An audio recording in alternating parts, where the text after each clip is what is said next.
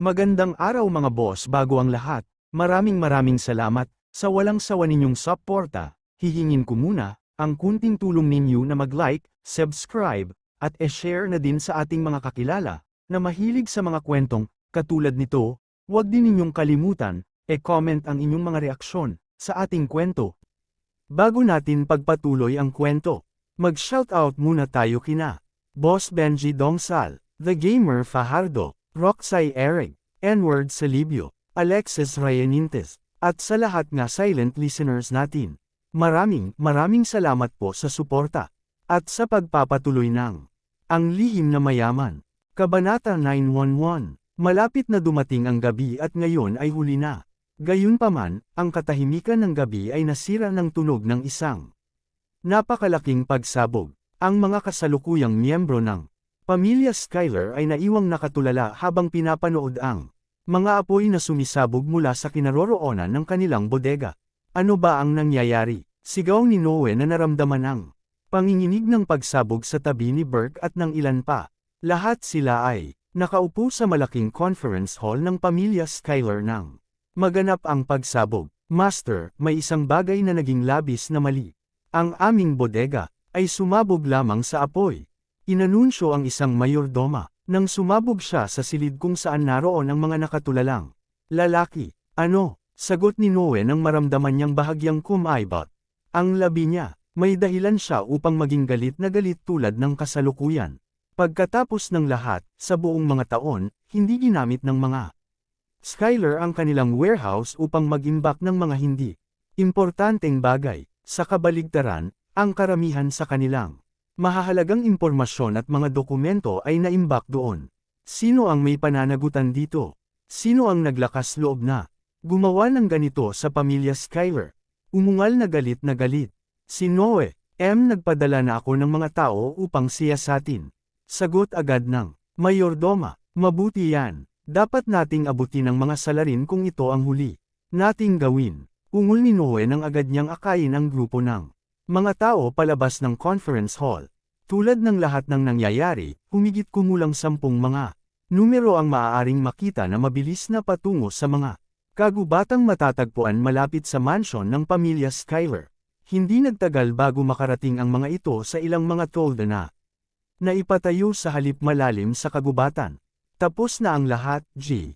Wesley, sabi ng mga tao habang papalapit sila sa pangunahing tent. Mahusay na trabaho. Ang iyong misyon ay nagawa na ngayon.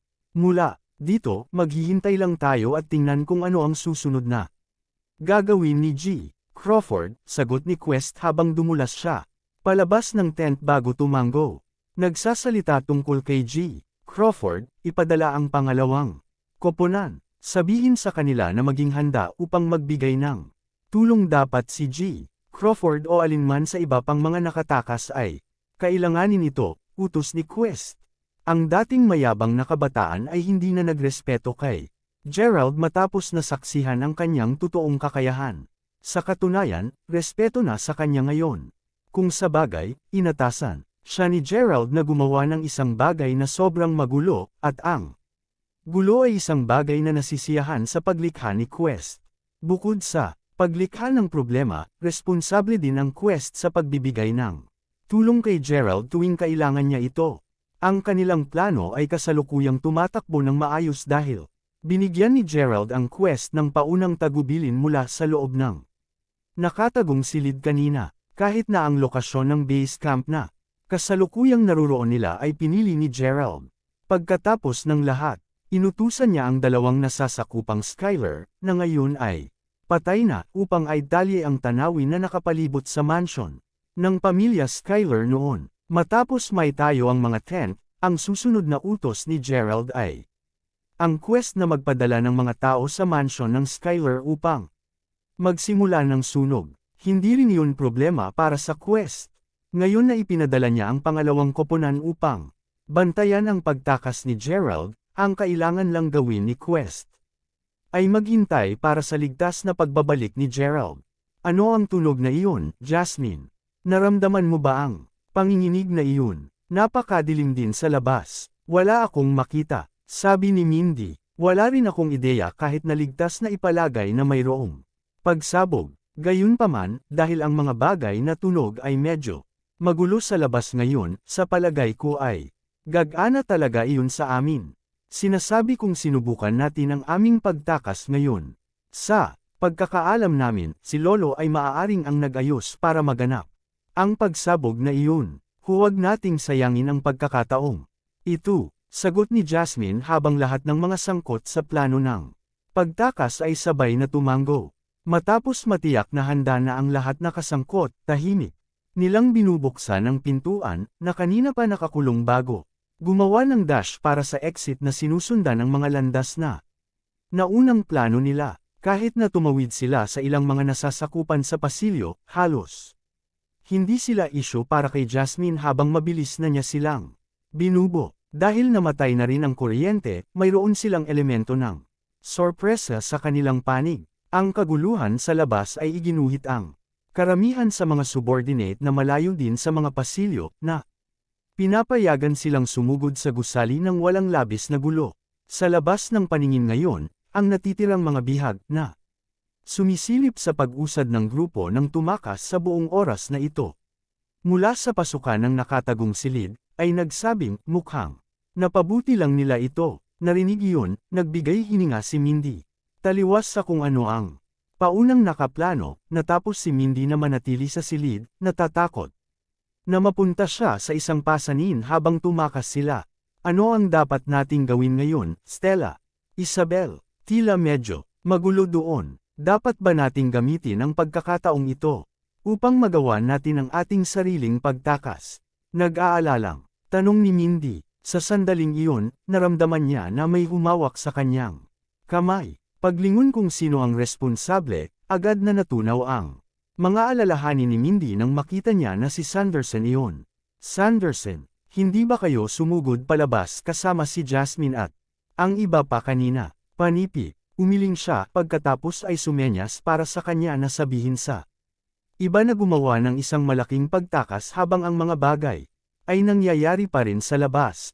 Malalampasan ba natin ito? Hindi namin alam kung si Jasmine at ang iba pa ay talagang nakalabas na, sagot ni Mindy. Bilang tugon, sinenyasan siya ni Gerald na huwag mag-alala dahil nandyan siya para sa kanya. O sige, pagkatapos ay sabay tayong tumakbo palabas. Lahat po, dapat nating gamitin ang pagkakataong ito upang tumakbo para sa likurang pintuan ng mansion. Sigaw ni Mindy. Tama siya, dahil sa madilim ito sa labas, hindi rin sila maglakas-loob na gamitin ang kanilang mga baril. Fair na. Panipi, sa lahat na nagkakasundo ngayon, ang pangkat na binubuo ng higit sa 30 katao ay nagsimulang makapwesto upang makatakas, habang dahan daw ang itinulak ni Gerald ang pinto. Gayunpaman, bago pa man sila makalabas ng silid, isang putok ng baril ang narinig. Saan sa tingin mo lahat kayo pupunta? Sigaw ng isang boses na ikinagulat ng maraming tao. Makikita ang mga anino na tumatakbo patungo sa pasukan ng nakatagong silid habang ang 6 na mga tanod na may hawak na pang-industriya na flashlight ay tumatakbo. Habang papalayo sa pintuan si Gerald, lahat ng mga gwardya na may hawak ding baril ay pumasok sa silid, hinaharangan ang kanilang tanging ruta sa pagtakas. Masamang nakatingin sa lahat sa silid, hindi nakapagtataka kung bakit ang ilang mga kababaihan ay agad na nagsisigaw sa takot. Ano ang dapat nating gawin, Sanderson? May dala silang mga baril, takot na bulong ni Mindy habang nagtatago sa likuran niya. Habang nakaakbay sa manggas, kung nais mong mabuhay, pagkatapos ay lumayo mula sa pasukan, ungol ng isa sa mga gwardya habang nagsisimulang maglakad patungo sa pangkat na takot. Ang susunod na aksyon ni Gerald ay napakabilis na kahit na walang nakakita na nangyayari ito. Kabanata 912. Sa eksaktong katiyakan, mabilis na siniko ni Gerald ang pinakamahina na mga puntos sa lahat ng 6 na bantay. Bahagya, itong tumagal ng 1 segundo bago silang lahat ay nahulog sa lupa. Nang magkasabay, dumudugo ng malubha mula sa kanilang mga bibig at ilong. Kaya, may kakayahan ka sa buong oras na ito, Sanderson, sabi ni Mindy habang pinagmamasdan ng malapad ang kanyang mata at sa hindi makapaniwala sa kanyang nasaksihan. Kahit na sina Stella at Isabel, na nakakilala ng maraming dalubhasa sa taekwondo noon, ay alam na ang mga dalubhasa na iyon ay hindi man makalapit sa paghahambing sa pipi na si Sanderson. To think na ganito siya kakapangyarihan. Habang ang lahat sa silid ay walang alinlangang namanghasa. Paglipas ng mga pangyayari, sabay nilang napagtanto na mayroon na silang isang taong tiyak na maaasahan nila. Hindi nagtagal bago lumingon si Gerald upang tignan ang karamihan bago sumenyas na sila ay sumugod palabas ng lugar sa ilalim ng kanyang pamumuno. Kasunod sa kanyang mga order, lahat sila ay gumawa ng isang baliw na dash para sa likod bahay. Sa sandaling makalabas sila sa labas, nakita agad ng lahat ang nagngangalit na apoy na nilalamon pa rin ang bodega ng pamilya Schuyler. Dahil sa kanilang kawalan ng kakayahang kontrolin ang apoy, nagsimula na ring kumalat ang apoy sa iba pang mga bahagi ng mansion. Sa madaling salita, ang mga Schuyler ay kasalukuyang nasa isang malaking gulo, at alam ni Gerald na ito ang pinakamahusay na pagkakataon na makakakuha sila upang makatakas ng ligtas. Salamat kay Jasmine at sa iba pa na akit ang mga pangunahing tanod, ang nakatakas na grupo ay halos hindi na hadyap sa anumang kaguluhan bukod sa ilang mga taong nagbabantay sa pangunahing mga pintuan. Gayunpaman, natural silang malayang inilabas ni Gerald. Sa pamamagitan nito, matagumpay na nakuha ng lahat ang ito sa labas ng mansion. Gayunpaman, hindi pa oras upang ipagdiwang. Sa ilalim ng pamumuno ni Gerald, ang grupo ay tumakbo ng medyo malayo sa hilaga bago tuluyang tumigil nang makita ang maraming nakapark na kotse sa tabi ng isang gubat. Pag-sign para kay Mindy na ipasok ang isa sa mga kotse, sa wakas ay makahinga ng maluwag si Mindy. Gayunpaman, ang kanyang kadalian ay panandalian lamang nang sa wakas ay may napansin siya. Humawak ka, may mali. Nasaan si Stella? Hindi ka ba tumatakbo kasama si Stella kanina, Isabel? Bakit wala siya dito? Panipi, tanong ni Mindy sa nag-aalala na tono. Habang si Isabel ay nagsimulang tumingin sa paligid ng galit. Matapos marinig iyon, napagpasyahan ni Gerald na malamang na aksidenteng nalayo siya ng mas maaga dahil sa sobrang kadilim at magulo. Nasaan siya? Pagsara ng pinto sa likuran ni Mindy, pagkatapos ay bumalik si Gerald pabalik sa mansyon. Nagulat siya na tila hindi umalis si Stella sa bodega ng alak. Nang sa wakas ay natagpuan niya ang batang babae, siya ay naglupasay sa isang sulok ng nakatagong silid. Humihikbi sa katahimikan. Sa sandaling nakita niya si Sanderson, gayunpaman, halos humagalaw siya sa tuwa. Sanderson, ako. Napatrip ako kanina at nag-spray ng bukong-bukong.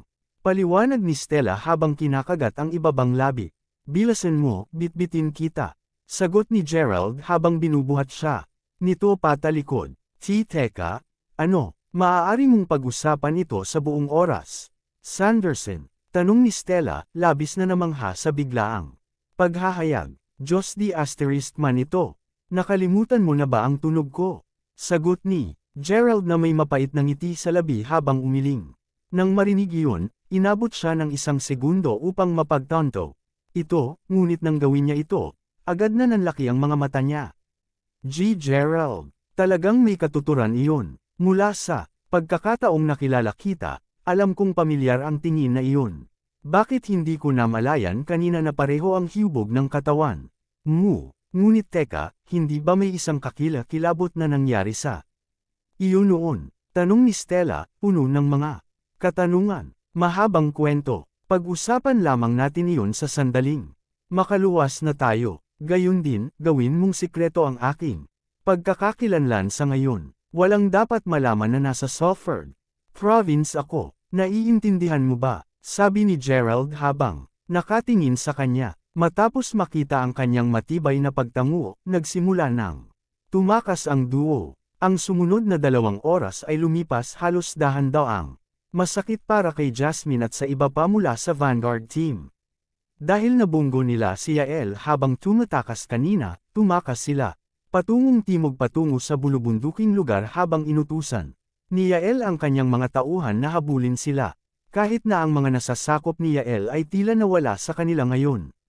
Ang grupo ni Jasmine ay wala pa rin sa labas ng kakahuyan, medyo literal. Pagkatapos ng lahat, hindi nila sigurado kung gaano Karaming mga landas sa bundok ang nakuha na nila mula ng Ang. Kanilang pagtuon ay nakatutok sa pag-iwas sa mga tauhan ni Yael. Kanina, pansamantalang nawala, natagpuan nila kalaunan ng isang kalsada, sa paanan ng bundok. Gayunpaman, walang nakakaalam kung saan. Ito humantong. Nasaan tayo, Jasmine? Walang isang nayon na nakikita. Kung paano nga ang mga bagay, hindi rin tayo makatawag sa telepono. Dahil walang signal palabas dito. Sabi ni Maya, ang hulaan ko ay kasing ganda ng sa iyo. Gayunpaman, ang pagkakaroon ng isang kalsadang susundan ay mas mabuti kaysa wala. Ipinapanukala ko na mabilis tayong tumahak dito at tingnan kung saan tayo napunta. Sana makarating kami sa isang lugar na may signal ng telepono sa lalong madaling panahon, sagot ni Jasmine. Habang ang grupo ay tumango sa kanilang sarili, malapit na lamang silang palihim na mag-dash para dito nang biglang marinig ang malayong pag-revive ng mga motor. Hindi nagtagal bago maraming mga ilaw ng ilaw ang makikita na nagmamaneho patungo sa kanila sa daig na kalsada. Mula sa kung ano ang nahulaan nila, mayroong hindi bababa sa 50 mga kotse sa pangkat na iyon. Matapos ganap na harangan ang kalsada, maraming kalalakihan na nakasuot ng itim ang lumabas mula sa mga kotse, tila naghihintay para sa isang tao. Tapos na ang lahat, sinabi ni Jasmine habang ang lahat mula sa koponan ng Vanguard ay nadama ang kanilang puso na tumalon.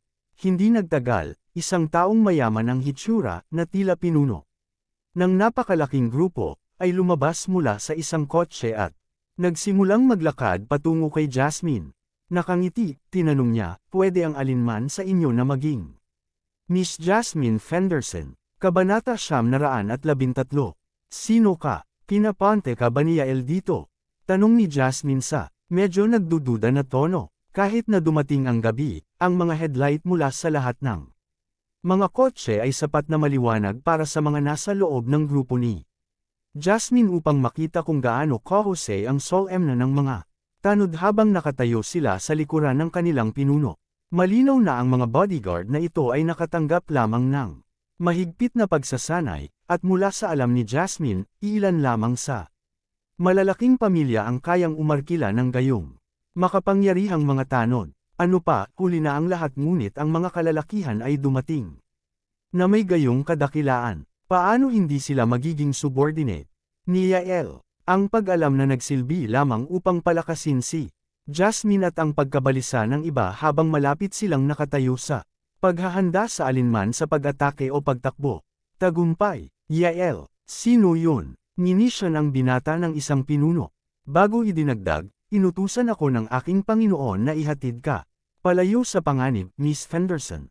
Inaasahan ko na makikipagtulungan ka dahil wala talaga tayong oras na matitira. Sumama ka sa amin. Ang master mo na ito.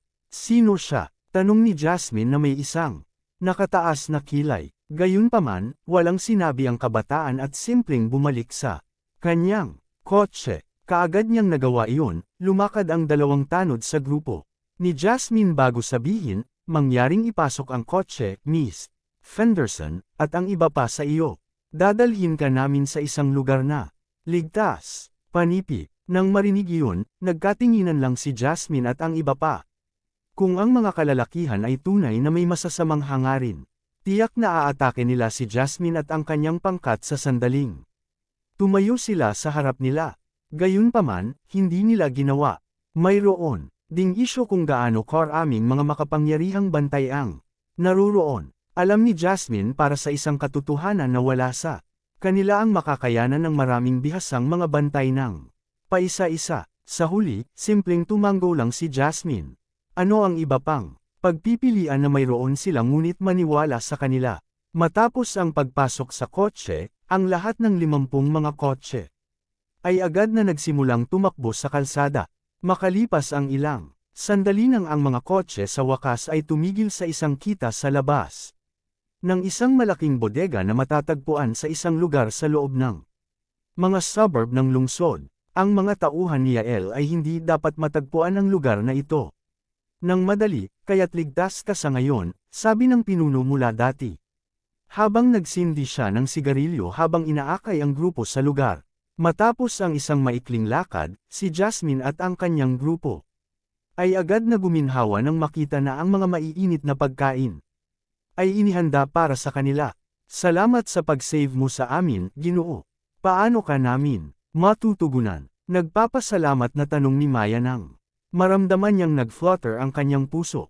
Mahina siya sa mga tao na may hindi mabuting pag-uugali tulad ng pinuno na dinala lamang sila dito. Haha, walang anuman. Kahit na sa totoo lang hindi ako dapat ay nagpapasalamat ka. Sumusunod lang ako sa mga utos mula sa aking Panginoon. Anuman, kainin ang pagkain habang mainit at magpahinga. Papabalik ka namin sa mansion ng pamilya Fenderson. Bukas. Panipi. Panipi tuldok tuldok tuldok. Sir. May itatanong pa sa kanya si Jasmine, tumalikod ang binata at itinapon ang kanyang sigarilyo sa lupa. Matapos itong matapakan. Upang mailabas, lumabas siya ng silid bago pa matapos ni Jasmine ang tanong niya. Sa kanyang pag-alis, halos 100 tao lamang ang nanatili sa loob ng bodega. Si Jasmine, mayroon ka bang ideya kung sino ang nagligtas sa amin? Dahil ang mga Fenderen ay napakalakas at maimpluwensya. Maaari ba ang taong tumulong sa amin na maging isa sa mga kaibigan ng iyong mga ninuno? Tanong ni Maya. Narinig iyon, umiling si Jasmine na nakakunot ang noo bago sinabi. Duda talaga ako na, kung tutuusin, ang sino mang maaasahan mula sa aking pamilya o sa mga nasasakop na pamilya sa amin ay nakuha na ni Noe tulad ng nakita ng mas maaga sa loob ng nakatagong silid.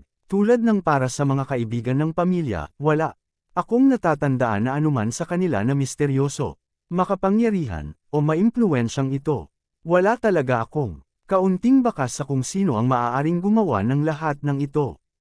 Panipi, nakikita ko, anuman, dahil sa kanilang kakulangan ng puot sa buong panahong ito, naniniwala ako na maaari nating pabayaan ang ating bantay sa paligid nila, sabi ni Maya. Bilang tugon, ang iba ay tumango bilang pagsang-ayon. Ilang sandali pa, tiningnan ni Jasmine ang parehong Maya at Warren. Bago tanungin, pareho kayong nakaranas ng propesyonal na pagsasanay, kitang-kita sa kung gaano kayo kahusay sa inyong martial arts. Hindi ba't alinman sa inyong mga mag-aaral na naglilipat lamang? Panipi, sa ganon, ngumiti si Maya bago sumagot, matalim ka. Habang totoo na ang paglilipat ng mga mag-aaral ay isang gwapo lamang. Natatakot akong hindi namin maihayag sa iyo ang aming totoong pagkakakilanlan, sana maintindihan mo. Panipi, samantala, sa ibang lugar, dahan daw ang ibinababa ni Gerald si Stella sa isang kotse habang inuutusan niya ang driver na pauwiin. Nagulat siya nang marinig niya ang sinabi niya, dumiretso ka sa bahay at magpahinga ka ng mabuti. Sa oras na paggising mo bukas ng umaga, lahat ay makitungo. Panipi, Gerald, sobrang delikado dito. Bakit hindi ka nalang sumama sa akin at manatili sa gabi sa aking bahay? Sumagot si Stella, ang kanyang pag-aalala ay sumasalamin sa kanyang tono. Walang magagawa, mayroon pa akong ilang mga bagay na aayusin. Ngayong gabi, panipi, ngunit naririnig na ang kulog. Malakas na ang ulan, maligtas na, tayong lahat. Ano pa ang dapat gawin? Sinabi ni Stella, paulit-ulit, na umalis siya sa kanya. Tandaan mo lang ang pangako natin. Bukod sa pagtatago ng katotohanang nakita mo akong lihim, hindi mo na kailangang mag-alala tungkol sa anupaman. Panipi, Kabanata 914. Matapos sabihin iyon, tinapik ni Gerald ang balikat ni Stella bago tumango papunta sa driver. Nang makita iyon, kaagad na nagmaneho ang driver sa sandaling isinara ni Gerald ang pinto ng kotse. Nang lumingon si Stella kay Gerald sa likuran ng bintana ng sasakyan, isang kidlat ay kumilaw sa langit sa likuran niya. Kahit na siya ay bahagyang lumipat mula sa lugar na kinatatayuan niya ng mas maaga, naramdaman ni Stella na may isang chill na tumakbo sa kanyang gulugad nang makita niya ang ekspresyon ng kanyang mukha para sa split segundo na iyon nang tumama ang kidlat. Sa sandaling iyon nang malaman ni Stella na hindi na siya ang Gerald na dati niyang kilala. Ang bagong Gerald na ito ay sumisindek. Habang siya ay dahan-daw ang nawala sa kanyang paningin, naririnig ang mga dagandong, kulog na ulap na buong takip sa kalangitan sa gabi. Sumunod ang malakas na pag-ulan kasabay ng malalakas na pag-agos ng malakas na hangin. Sa bagyo na dito, si Gerald mismo ang nagsimulang gumawa ng kanyang susunod na paglipat. Bumalik sa mansyon ng pamilya Schuyler, maraming mga kinatawan. Mula sa parehong pamilyang Long at Moldell ang nanunood ngayon. Habang pinagsasabihan ni Noe ang kanyang anak. Paano ang lahat ng mga ito pinamamahalaang upang makatakas? Hindi ka lang nabigo na mahuli ang mga salarin na sangkot sa sunog. Ngunit ngayon nawala na rin ang aming mga hostage. Umungol, nagalit si Noe, habang kami ay mainit sa Jasmine at ang track ng kanyang grupo. Kanina, kahit papaano ay nagawa nilang madulas nang tumakbo sila. Sa kagubatan, huwag mag-alala, gayunpaman, siguradong mahuhuli, kung sila maaga o huli, tatay. Sagot ni Yael habang pinupunasan ang malamig na ulan sa mukha niya. Manalo ka, nag-ulo mo ang big time ngayong gabi, Yael. Paano ako makakakumpiyansa sa pagpapalam sa iyo ng napakaraming malaking pag-aari sa hinaharap ngayon? Dagdag ni Noe sa kanyang galit. Sa buong haba ng kanyang buhay, ito ang kauna-unahang pagkakataon na napahiya niya ito ng malalim sa isang tao, kaya't hindi nakapagtataka kung bakit siya napakahiya. Huwag mo nang sisihin si Master Yael G. Schuyler, maliwanag na, ang Fendersons ay lihim na nakatanggap ng tulong mula sa iba sa oras na ito. Anuman, si Jasmine at ang iba pa na tumatakas ay hindi talaga nakakaapekto sa amin. Kung sa bagay, mayroon na tayong ganap na kontrol kay Bryson. Tumuon lamang tayo sa pagtaas ng ating manpower doon. Gaano man ka-Jose ang ating hindi nakikitang kaaway, sigurado kami na hindi sila makakalikha ng higit pang mga kaguluhan, sinabi ng ilang miyembro ng pamilya Long at Moldell habang sila ay sumulong. Narinig iyon, huminahon ng bahagya si Noe bago tumango. Tama ka, dahil ang parehong iyong pamilya ay tumutulong sa amin dito, nagtitiwala ako na magiging maayos pa rin ang mga bagay. Tulad ng sinabi mo, ang mga dumakip na tumakas ay hindi talaga nakakaapekto sa plano sa kabuuan. Hayaan na lang natin ang insidente na iyon na mag-slide sa ngayon. Oo, halika, sigurado, akong lahat sa inyo ay walang sapat na alak kanina. Uminom tayo, habang nakikipag-chat sa gabi tungkol sa ating mahusay na tagumpay na darating. Mga lingkod, maghanda ng higit pang alak at pinggan sa tamang oras na ito. Utos ni Noe, habang ang isa sa mga tagapaglingkod ay agad na tumakbo upang punan ang baso ng alak ni Noe. Hindi sinasadya nitong ginulo ang nilalaman nito sa buong kondangan ni Noe. Ang sumunod ay mahigpit na sampal sa mukha ng lingkod. F*** et sting hell, may wish ka ba sa kamatayan? Ungol ni Noe na, nasa masamang pakiramdam na, pasensya na po ako master. Patawarin mo ako. This is so F*** et sting nakakainis. Nasaan ang asawa ko? Kanina lang. Siya nandito, di ba? Pumunta tumawag sa kanya at sabihin sa kanya na gumawa ng isang toast. Kung tutuusin, maraming mga kilalang bisita dito ngayon. Pagmamaktol ni Noe habang umiling. Kinukulong ang namamaganang pisngi niya, mabilis na tumakbo palabas ng silid upang tumawag sa asawa ni Noe. Sa sandaling malayo na siya, subalit, bumalik siya sa harapan ng silid.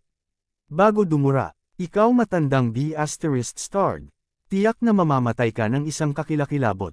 Nakamatayan isang araw. Hailey, go call for his wife.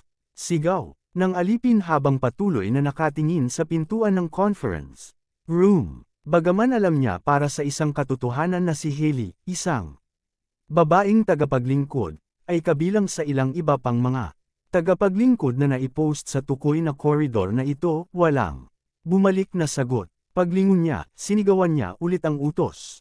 Bagaman ang tanging sagot na nakuha niya ay isang napakalakas na, malakas na kulog. Ang tindi ng kulog ay nagpang-inag sa kanya sa lugar. Ano sa lupa? Nasaan ang iba pang mga lingkod? Sa totoo lang, nasaan ang lahat? Sinabi ng alipin, naguguluhan sa kung gaano kakilakilabot na walang laman ang buong lugar. Sa sandaling iyon, ang ilaw sa bakuran ay kumikislap ng isang beses bago ang lahat sa labas ay dumilim. Nang makita ito, ang alipin ay nagsimulang maglakad patungo sa pasukan ng manor na naguguluhan habang sinabi niya, "The *** man it." All, nasaan ang lahat ng mga tanod? Lahat ba sila ay tinamaan ng kidlat o kung ano? Panipi, pagbukas pa lang niya sa pintuan ng harap ng mansyon, isang kidlat ay kuminang sa buong bakuran. Sa sandaling iyon nang mapagtanto, nang alipin kung bakit walang laman ang buong mansyon. Isang sigaw ng purong takot ang sumunod makalipas ang ilang sandali. Kabanata 915. Ang buong bakuran ay napuno ng mga bangkay anuman ang kasarian. Tulad ng kung ang kakilakilabot na eksena ay hindi sapat, ang malakas na ulan ay naging sanhi ng bakuran ng stagnate sa isang kapansin-pansin na pulang-pula na likido. Nanginginig sa sobrang takot, isa pang flash ng kidlat ang nagpapalam sa lingkod ng pagkakaroon ng ibang tao sa bakuran. Ang kanyang mga mata ay nakaayos na sa kadiliman sa ngayon, kaya nang lumingon ang alipin upang tumingin sa taong nakatayo sa gitna ng bakuran na may isang payong sa kamay, isinumpo niya sa kanyang buhay na ngayon lang niya nakita ang isang demonyo sa laman, habang ang demonyo ng isang lalaki ay lumingon upang tumingin sa kanya, ang lingkod ay naging petrified sa lugar, hindi man lang mailipat ang kanyang mga binti kahit na ang demonyo na nasa kabilang bulsa ang kanyang kabilang kamay, ay naglalakad na papalapit sa kanya. Sa katunayan, takot na takot siya na hindi niya mailabas ang pinakamaliit na ungol. Matapos ang tila magpakailanman, nagulat ang alipin nang makita na ang nakakatakot na tao ay may isang gwapong mukha. Gayunpaman, ang kanyang sorpresa ay muling naging takot sa oras na napagtanto niya kung gaano kalupad ang mga mata ng tao. Nag-iisa lamang ang mga mata ng demonyo na sumasalamin ng kanyang pagnanasa ng dugo, at sapat na ang mga ito upang mapigilan ang alipin sa takot habang ang lalaki ay sa wakas ay nakatayo sa harapan niya. Isinasara ang kanyang payong nang maabot ang beranda ng manor. Niyugyug ito ng bahagya ng demonyo bago magtanong sa isang mabait na tinig, naririto ba ang natitira? Hindi alam kung ang madilim na mantsa sa payong ay totoong dugo o pakulo lamang ng kanyang mga mata. Pagkatapos ay sumagot ang alipin sa isang nauutol na boses, oo, nasa loob silang lahat. Panipi, salamat. Hawakan mo ito para sa akin, sabi ng kabataan habang inaabot ang payong sa alipin. Panipi tuldok. Very well, sagot ng lingkod, nanginginig ng masigla habang pinagmamasdan ng demonyong naglalakad palayo sa manor. Isang toast sa pakikipagsosyo sa gitna ng Longs, Models, at Shilers. Sama-sama, walang sinuman sa mundo ang makakakuha. Sa amin pababa, haha. Habang nagdiriwang, pag-usapan natin ang pag-usad ng pagsubaybay kay Gerald, dapat ba? Sabi ni Noe habang tumawa ng malakas. Sa totoo lang, sina Quentin at Trey, magmula ng hilingin sa amin. Nang long natulungan kaming hanapin si Gerald, ang aking ama ay sa mainit na paghabol sa kanya sa buong oras na ito. Kung wala si Gerald ng isang tao na nagpo-protekta sa kanya ng ganito kabisa, sigurado akong naabutan siya ng aking ama kalahating taon na ang nakalilipas. Alam din ni Theo Burke ang katotohanan iyon, dagdag ni Yael. Narinig iyon, tumanggo si Burke bilang pagsang-ayon. Sa totoo lang, alam natin na ang mga Skylar ay naglalakad sa kanilang paghahanap kay Gerald sa buong panahong ito, sabi ni Quentin. Dagdag pa ni Trey, huwag kang mag-alala, na ipaalam na namin kay Jet ang tungkol sa mga naiambag ng iyong pamilya. Sigurado kami na maaalala niya ang lahat ng iyong tulong. Panipi, natutuwa akong marinig iyan. Umaasa ako na pareho kayong papuri sa amin sa pagkakaroon ni Jet sa hinaharap. Ngunit sapat na, iyon sa ngayon. Mag-toast ulit tayo, anunsyo ni Noe habang itinaas ang kanyang baso ng alak. Tulad ng isang maikling katahimikan na naganap habang ang lahat ay umiinom mula sa kanilang baso, biglang narinig ang mabagal na mga alingaw mula sa malayo sa pasilyo sa labas. Maaari bang nandito na ang ginang? Tanong ng isa sa mga panauhin. Hindi parang high heels kaya parang hindi. Sagot ni Noe na may mapait na ngiti. Maya-maya, napahinto ang mga yabag sa labas mismo ng pintuan. Sa pamamagitan ng isang mahabang creak, ang mabagal na pagbukas ng pinto sa wakas ay nagsiwalat ng mukha ng demonyong kabataan. Panipi tuldok. Ikaw na, malakas na sinabi ni Noe habang ang kanyang noo ay bumaling sa isang ekspresyon ng lubos na tuwa. Sino yan? Tanong ng isa sa mga panauhin. Haha, siya si Gerald. Anunsyo ni Yael nang agad siyang tumayo sa kaba. Ano, siya yun. Parehong sinabi ni na Quentin at Trey habang nakatingin sa kabataan na nakatayo sa pintuan, natigilan. Tama na siya. Ang B***** na iyon ang sum-ire sa aking dalawang pamangkin. Gaano katapang sa iyo na gumawa ng hakbang na pumunta dito ng mag-isa. Ungol ni Burke habang siya ay tumayo. Nasa sobrang galit. Nanliligaw sa kamatayan, tayo ba? Kuhanin mo siya. Iniutos ang duo ni Quentin at Trey bilang ang dalawa pang mga nasasakupang pamilya Moldel na sumugod sa pagkilos. Kabanata 916. Bago pa sila makaatake pareho, naglunsad si Gerald ng isang umiikot na sipa na naglalayong tama para sa kanilang mga ulo sa sandaling sila ay malapit na.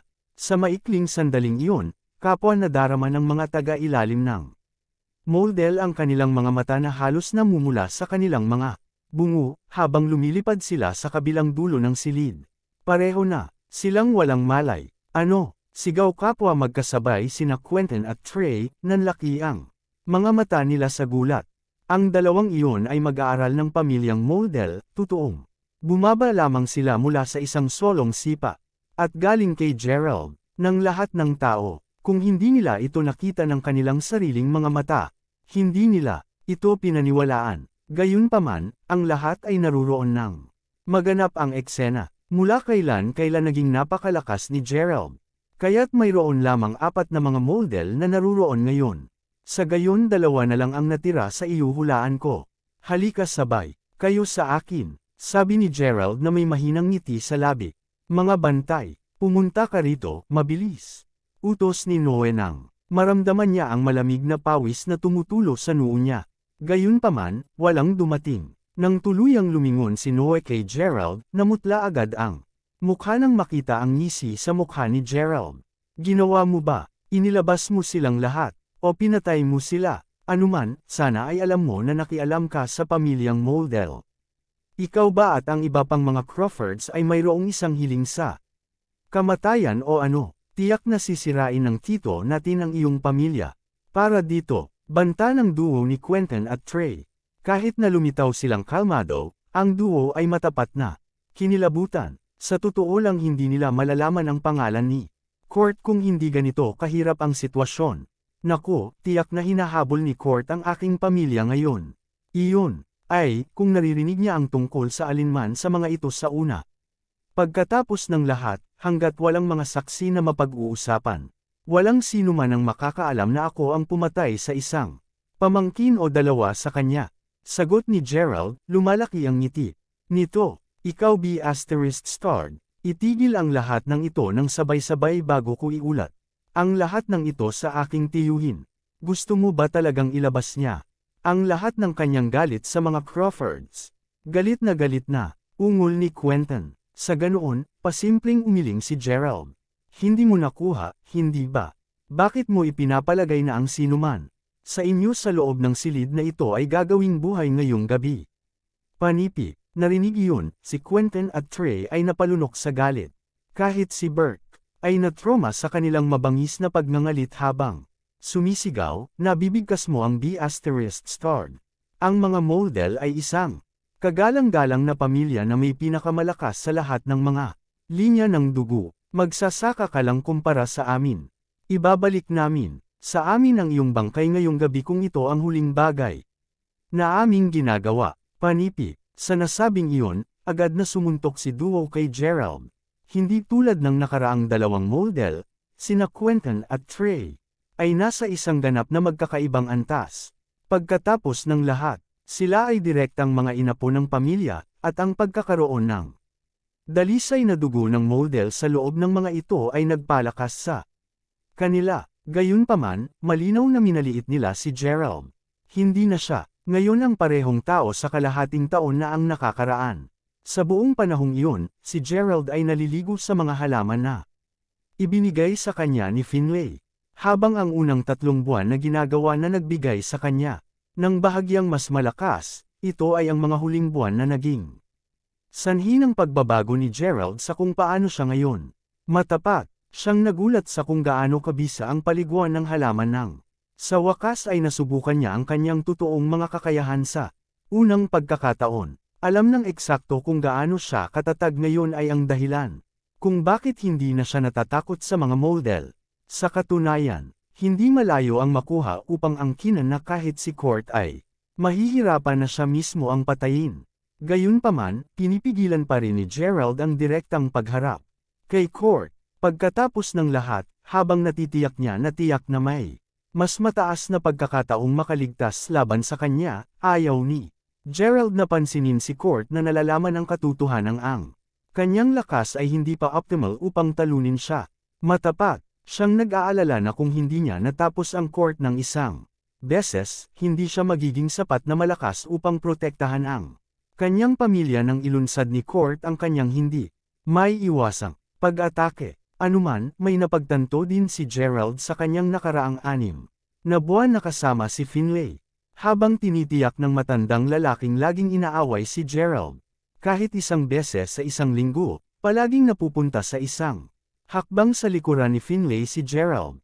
Kahit na naisip niya na balang araw ay matatalo niya ang matandang lalaki, basta't patuloy siyang magsanay ng husto. Sa buong panahong iyon, hindi dumating ang araw. Kailan man lumakas si Gerald, biglang parang mas malakas din si Finlay. Medyo natagalan si Gerald upang maunawaan din sa wakas na hindi niya mahulaan ang lawak ng totoong kapangyarihan ni Finlay. Sa isang paraan, iyon ay nagpakumbaba sa kanya dahil alam niyang hindi siya magiging kasing lakas ng matanda. Gayunpaman, hindi mahirap para kay Gerald na tansyahin ang parehong tunay na lakas nina Quentin at Trey. Kahit na nagtatrabaho sila, alam na alam ni Gerald na mas mahina pa rin sila. Sa kanya, ang kanyang palagay ay napatunayan na tama nang ang tunog ng mga buto ay pumupuno sa silid ng ilang mga hit mamaya.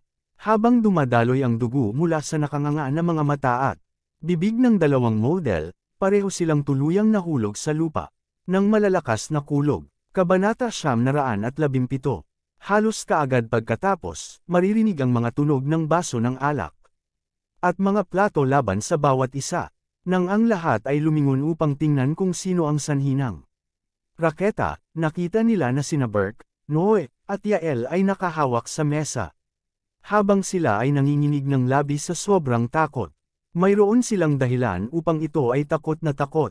Pagkatapos ng lahat silang tatlo ay may kamalayan sa kung gaano katindi ang mga model. Gayunpaman ay inilabas ni Gerald ang 4 sa kanila, sa harapan mismo ng kanilang mga mata.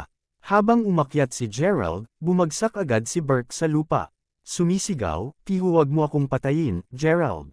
Pakipagsama." Mangyaring panipi, ang higit sa 200 libra, matapang na tao ay kasalukuyang kinilabutan na ang Mohawk ay tumutulo hanggang sa baba.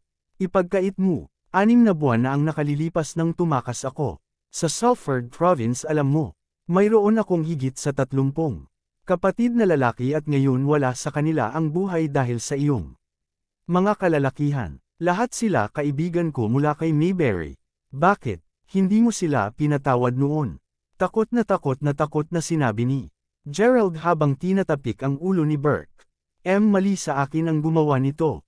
Kasalanan ko lahat iyon. Gerald, pakiusap." Bago pa man matapos ang kanyang pangungusap, hinampes siya ng mariin sa likod ng kanyang ulo. Para bang walang sinabi si Burke kahit na mahalaga kay Gerald. Ang susunod na alam ng lahat, ang mga mata ni Burke ay nagdurugo habang siya ay bumagsak ng walang buhay sa lupa na may isang panghuling hinaing. Habang napuno ng hiyawan ng hangin, lahat ng kulay ay pinatuyo. Mula sa ama at anak na Skylar, kapwa sila agad na napaatras sa isang sulok ng silid. Ang taong nauna sa kanila ay hindi na tao. Para silang nakatingin sa dyablo mismo. Ang pansin niya ngayon sa dalawang nanginginig na lalaki, umupo. Si Gerald habang binuhusan niya ang kanyang sarili ng isang basong alak.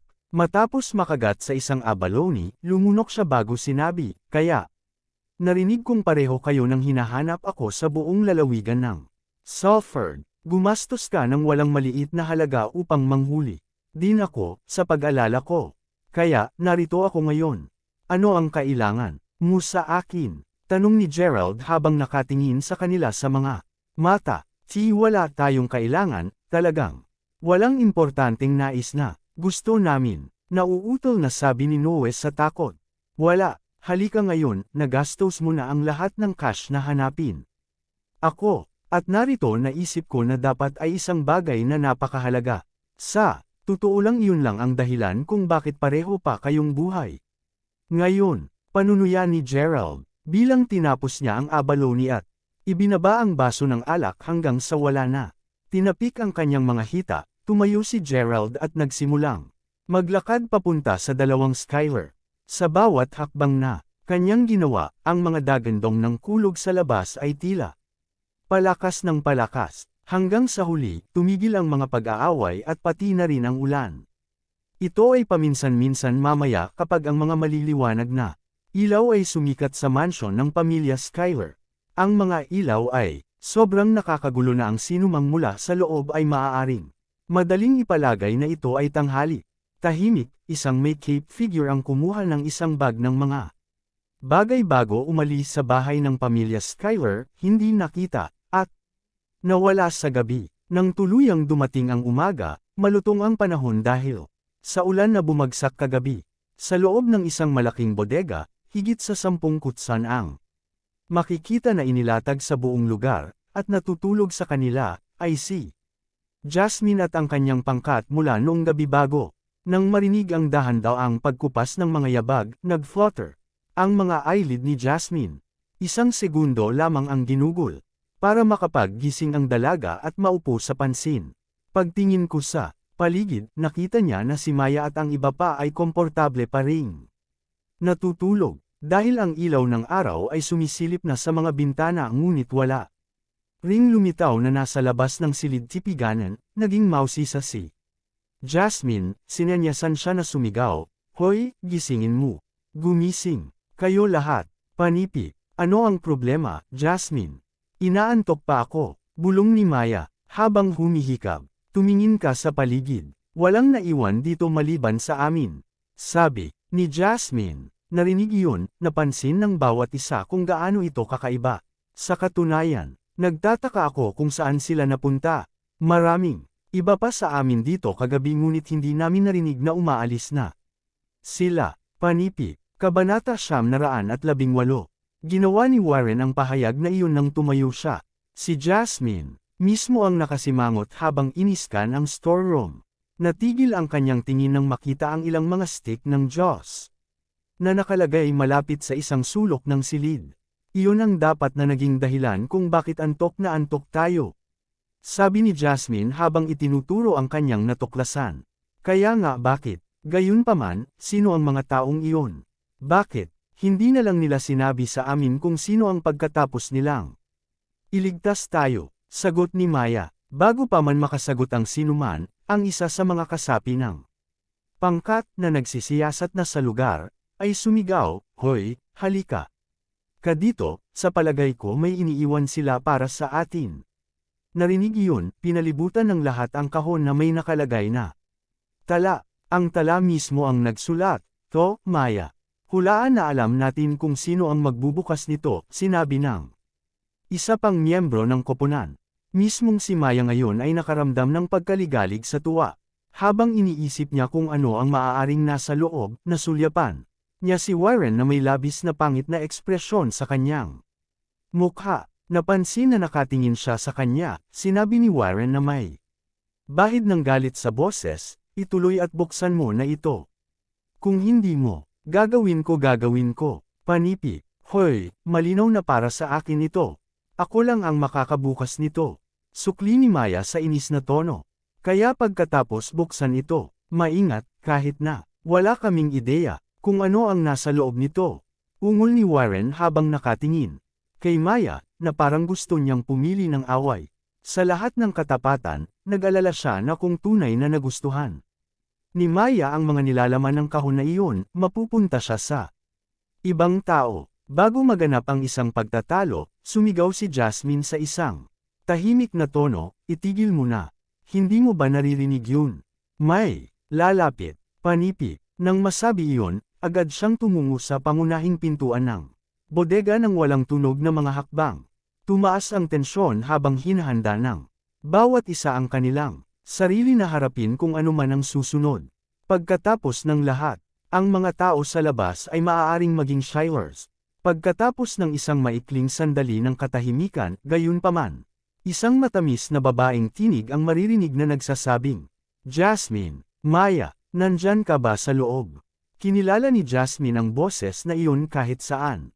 "Mindy, oo, nandito na tayo." Panipi, narinig ng lahat, ang pag-igting ng grupo ay dahan-daang bumawas. Pagbukas ng pinto ng tindahan, nakita ni Jasmine na dinala ni Mindy ang dalawang bodyguard ng Fenderson. "Jasmine, napakaginhawa ko na ang natitira sa iyo ay mabuti." Panipi, sigaw ni Mindy. Matapos ang gabi ng gabi ay kinailangan nilang maranasan ang gabi. Bago, ang muling pagsasama-sama sa bawat isa ay tiyak na ang lunas. Na talagang kailangan nila at nararapat. "Mahusay na maayos ka, Miss Fenderson. Wala kang ideya kung gaano nag-aalala si Lord Fenderson sa buong panahong ito," sabi ng isa sa dalawang tanod na nakatayo pa rin sa likuran ni Mindy. "Huwag mag-alala, hindi ako nasaktan. Sa totoo lang, nagulat pa ako. Nanilabas mo na, nagawa pa ba ng lahat na makatakas? Wala bang mga bantay na pumipigil sa iyo na umalis?" Nagtataka na tanong ni Jasmine. Nang marinig ang kanyang mga katanungan, nagsimulang humikbi. Si Mindy nang sinabi niya, kami ay sinagip ni Sanderson. Iniligtas niya tayong lahat." Panipi, "Ano, Sanderson? Sa totoo lang, hawakan mo, bakit ka umiiyak? May nangyari ba sa kanya?" Tanong ni Jasmine. Bagaman sa una ay, nabigla siya nang marinig niya iyon, hindi nagtagal ay inabot ng pag-aalala. Ang pakiramdam na iyon nang makita niya ang luha ni Mindy. "Ako, hindi ko alam. Sa palagay ko nasa gulo pa rin siya." Pagkatapos ng lahat, sa sandaling lahat tayo ay nasadyep, nalaman naming nawawala si Stella. Bilang isang resulta, tumakbo siya pabalik sa mansyon ng pamilya Skyler at iyon ang huling nakita ko. Siya, sagot ni Jasmine, ang kanyang labis na kalungkutan na makikita sa kanyang mga mata. "Kalmayan mo ang iyong sarili, Mindy. Si Sanderson ay magkakaroon ng swerte sa kanyang panig, sigurado ako dito. Bukod, huwag magsimulang umiyak nang hindi pa tayo naglulunsad ng isang search party para sa kanya. Ano ang iisipin niya tungkol doon?" Sabi ni Jasmine na may nakaaliw na ngiti sa labi. Panipi, tuldok. "Tama ka, nabuhay si Sanderson ng isang matigas na buhay. Kahit noong bata pa siya, sigurado ako na siya ay pantay matigas na tao. Talagang makikita natin siyang ligtas at maayos." Panipi, idineklarang Mindy na may isang matigas na pagtango. Habang natutuwa si Jasmine na positibo muli ang nararamdaman ni Mindy, nakyusyoso siya kung saan nagmula ang lahat ng resolusyon. Na iyon, ito ay halos tulad ng alam ni Mindy, sigurado na si Sanderson ay tiyak na magiging maayos. Gayunpaman, pinigilan ni Jasmine na tanungin siya ng anuman tungkol dito sa ngayon. Kung tutuusin, ang kaligtasan ng kanilang lolo pa rin ang kanyang inuuna. Paano naman kay lolo? Ligtas ba siya? May ginawa ba sa kanya ang mga Skyler? Gayun din, paano mo rin nalaman kung saan kami hanapin? Panipi, ang mga Skyler, huwag mo ring pag-usapan ang tungkol sa kanila. Dapat na sila ay personal na nasaktan ng isang Diyos o kung ano. Pagkatapos ng lahat, hindi lamang ang kanilang buong mansyon ang nawasak sa lupa, lahat ng mga ito ay opisyal ng idineklarang nawawala. Sa bagay na iyon, sinabi kong nakakuha sila ng nararapat sa kanila. Ungol ng iba pang bantay sa likuran ni Mindy. Ano nga ulit? Ang mga Skyler ay wala na. Panipi, oo, wala kahit anumang mga katawan upang pag-usapan. Ang bawat isa sa pamilyang iyon ay nawala sa manipis na hangin. Sagot ni Mindy habang pinupunasan ang luha niya. Anuman, dapat muna tayong bumalik, Miss Fenderson.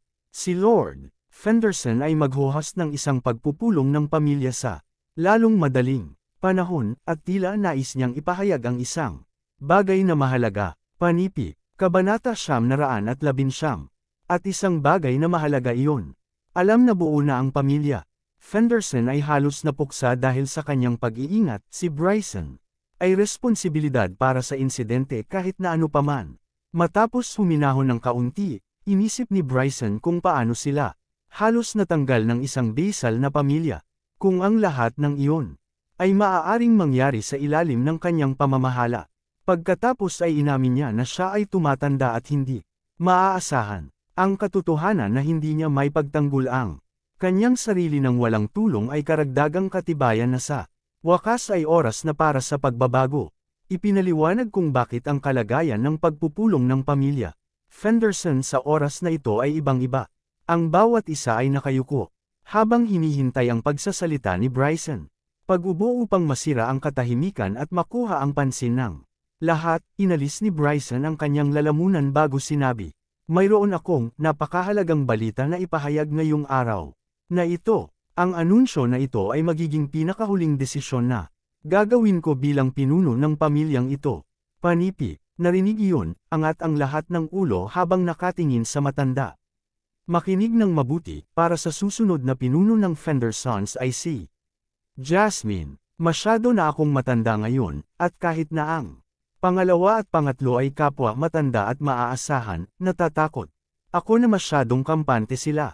Pareho silang nababagay upang maging taga-suporta kaysa sa mga pinuno, hindi na mayroong anumang masama doon. Anuman, pagkatapos ng maingat na pagsasaalang-alang, tunay akong naniniwala na si Jasmine ang tutulong sa pagpapaunlad at mabawi ang kaluwalhatian ng aming pamilya. Inihayag ni Bryson. Sa sandaling natapos ang kanyang deklarasyon, ang buong pulong bulwagan ay malabo sa mga tao na tinatalakay ng malakas ang kanilang mga opinyon. Si Jasmine mismo ay hindi inaasahan na ang pagpupulong ay tungkol sa kanya.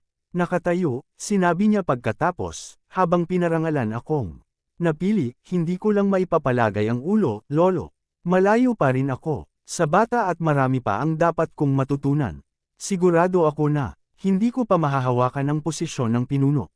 Ano pa, hanggang sa puntong ito, wala pang mga babaeng pinuno sa pamilyang Fenderson. Sagot ni Jasmine na matapat na naramdaman na hindi pa siya handa sa ganoong responsibilidad.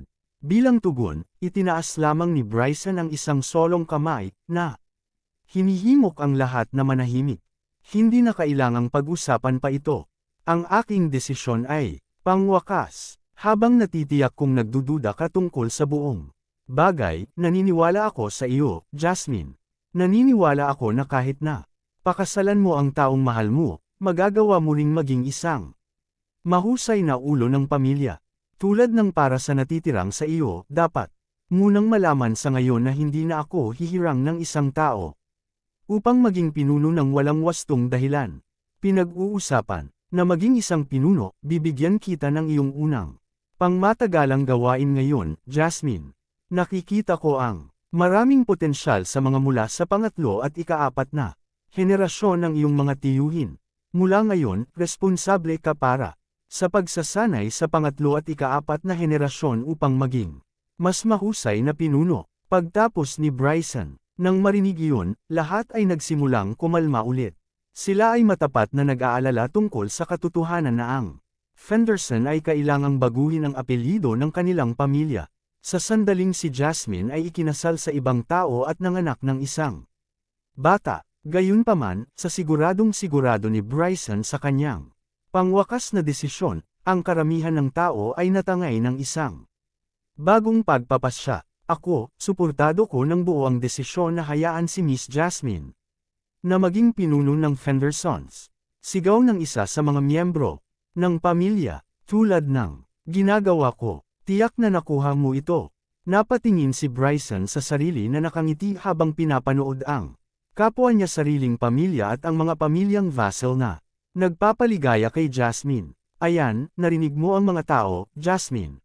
Sa kanilang pagsuporta sa iyo, wala talagang dahilan para tanggihan mo ang posisyon. Sa pamamagitan nito, ipinapahayag ko na mula ngayon, ikaw, Jasmine Fenderson, ang magiging bagong pinuno ng aming pamilya. Panipi, pasigaw na sabi ni Bryson.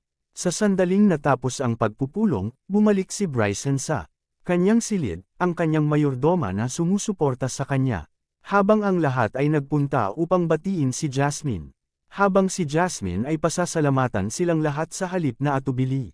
Hindi niya maiwasang mapansin ang isang bagay sa huling minuto.